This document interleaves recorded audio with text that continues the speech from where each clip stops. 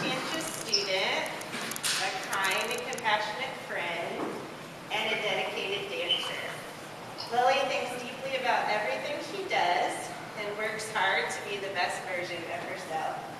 Though she is stubborn and holds herself to very high expectations, she is also realistic and willing to look at situations from a variety of perspectives.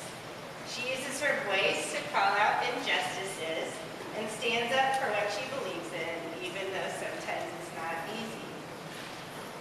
She has an amazing style, and I really enjoyed getting to know her, and I think you will enjoy getting to know her even more through her me speech. So without further ado, Lily Butler.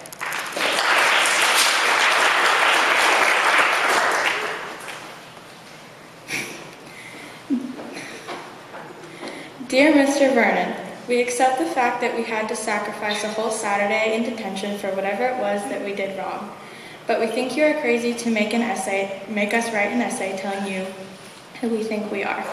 You see us as you want to see us in the simplest terms and the most convenient definitions, the Breakfast Club. Middle school for a lot of people, including me, are the hardest 3 years of their life. You're trying to figure out what you want to do, who you want to be, and who you are right then. And the Breakfast Club has the simplest message to never be ashamed of who you are, and that sometimes the only way to find out who you really are is to become someone else for a while. Sometimes you must live in the moment and appreciate the small things in life, because you never know how much they mean to you until they're gone. If you know me at all, or have ever had a conversation with me, you probably know that I'm a dancer. I've been dancing almost my whole life at Louisville Ballet. In middle school, I joined the pre-professional program and got my first pair of pointe shoes. I danced for 11 hours a week, plus rehearsals, and contrary to popular belief, dance is not twirling around in tutus. That only comes after all of the hard work. Ballet is a year-round physical activity that is not only physically draining, but can be mentally draining at times too. Dancers do things our bodies are not made to do, walking turned out, pointing your feet, bending over backwards, and throwing your legs in the air just to land on one foot without falling. Because of this, it is really easy for me to become frustrated with myself. But I've learned that I have to be able to take and give myself criticism, and if I want to succeed. But also that I have to give myself time. You have to be constantly taking care of your body and health, which is a lesson I have learned the hard way and have to remind myself of. When I complain about the commitment, I get asked why I don't quit. And here's why. When I dance, the only thing I remember is the feeling that only performers will understand. You can't tell if you're about to throw up or if you're just excited.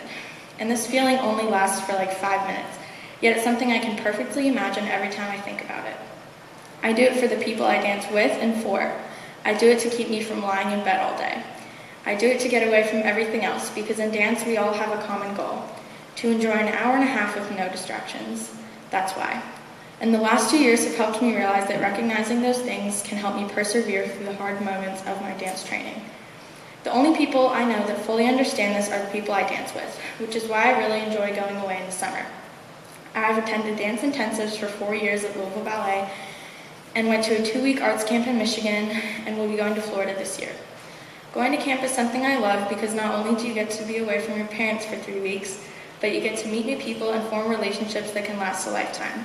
You get to be with people who share the same love and appreciation for the things you like to do. I'll be forever grateful and appreciative of the support I have received from teachers, friends, and family, and that my parents encouraged me to keep dancing. Last December in my conferences, I was asked by 4 of my dance teachers what I wanted to do with my dance training. And in that moment, I said something I don't really like saying. I don't know. And I have decided to continue viewing my dance training like that. Instead of constantly being worried if I will dance in college, if I should quit, if I should move studios, I live in the present. Because right now I am dancing at Louisville Ballet, and right now I'm happy doing that. And I've worked really hard to get where I am, and I'm proud because of it. I have attended collegiate since I was 4. When I started in kindergarten with Mr. Singer, I knew that collegiate would be the school that I was at for a long time. Throughout the years, I've had a lot of teachers. Some I liked, some I did not like, some that left, some that moved grades, but most have stayed. And every time I see those teachers, it brings a smile to my face remembering the memories of each grade and each year being here. Obviously, this past year was far from normal. I know some people could care less if we're at home or in school, but to me, being in person at school is super important, especially after sitting at home for 6 months. A lot of my friends who don't go to collegiate have told me about how unorganized and awful online school was for them. Most of them have not even gone back to school, and this made me realize how fortunate I am. I get to go to a school where the teachers care about their students and the students care about their teachers. But even with an amazing community during COVID, it was still hard for me to do online school. My grades didn't drop dramatically, but what did drop was my motivation. Coming back to in-person was the best thing that has happened so far this year. And I really hope that we get to stay in person for a long time. Even while I was doing online school, I still went to dance class. And it was honestly really nice to get out of the house for once because, like I said, my motivation had dropped and it made it harder to get other things done. However, I have learned that as long as you are doing your best, no one can tell you to do better. And other days, your best is better than others, and that's okay. It's okay to have bad days and it's okay to make mistakes, and that is what online school taught me. 2 classes I have really learned to enjoy are history and English. I learned to love history in 7th grade in Miss Lurley's class. All the fun group projects and interactive learning and note-taking made it really easy for me to retain information. And I have taken this to my 8th grade history class by taking more thorough notes and focusing on perspectives and comprehending instead of just writing. I also enjoy English class, specifically these last 2 years with Mr. Beasley because of the books we read in class.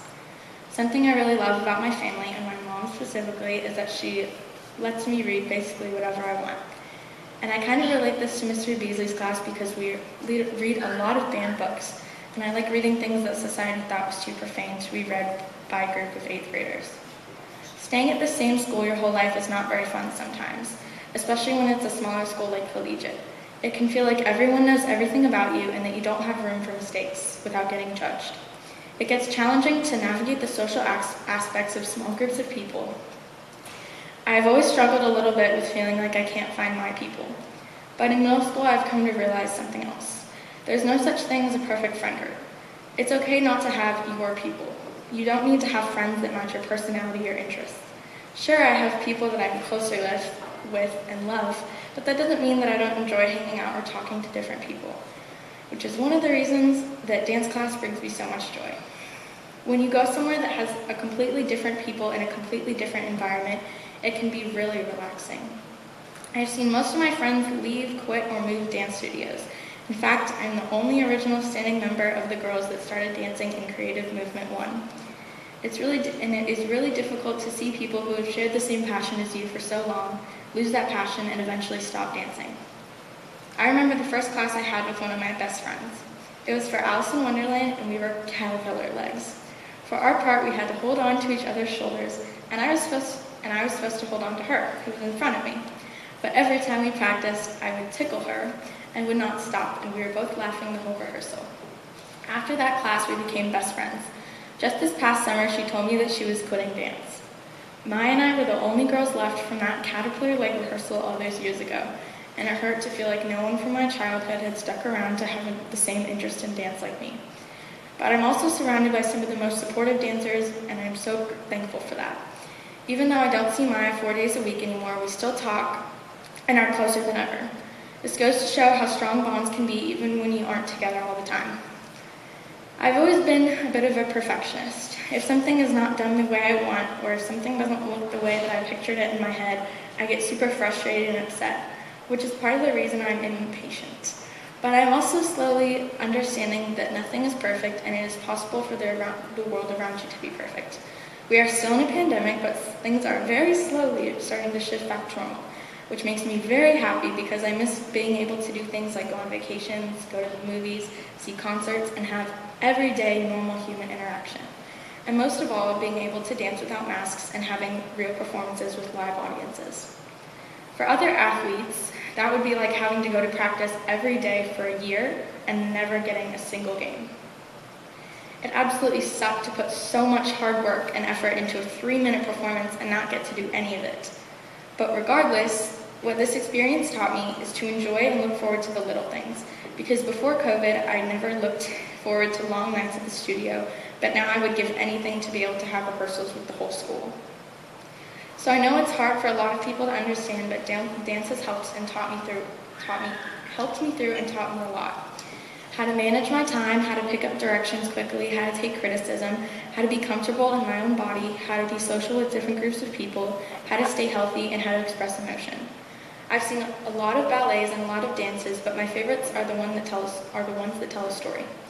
I cry at the end of all of my dances. I cry because not only did I just perform something that affected myself, but hopefully it affected at least one person watching. And that's all I care about. I just want anyone to be changed by dance, any dance. And for some people it might do absolutely nothing. For some people it might spark an interest, and for some people it might even spark a career. Even though it's been 10 years, I still get the same feeling every time I step into a studio.